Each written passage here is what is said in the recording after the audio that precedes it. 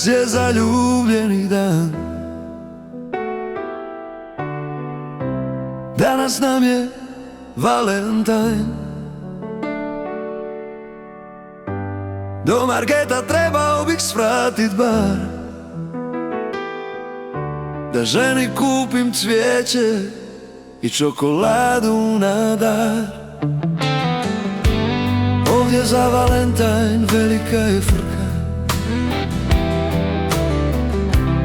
u marketima i u gradu sama trka. Šta kupiti, gdje izvesti ženu,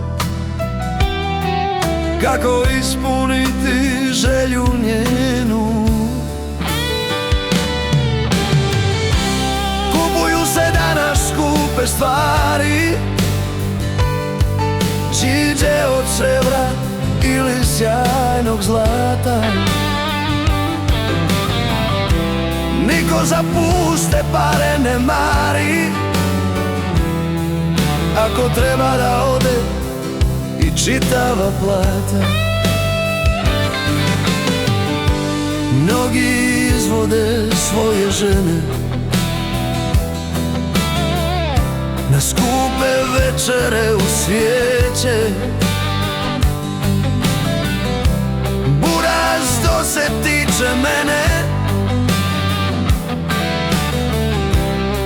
ja ne bi kupio ni cvijet.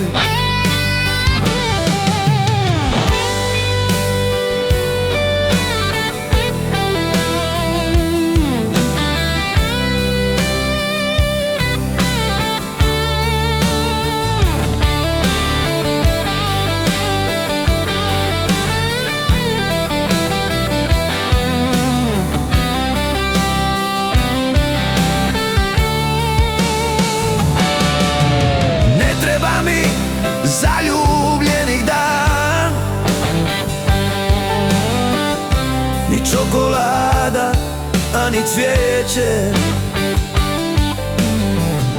Svoju ženu volim svaki dan, od decembra 83.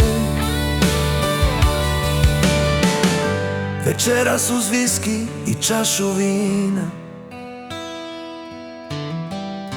sjetit ću se 83.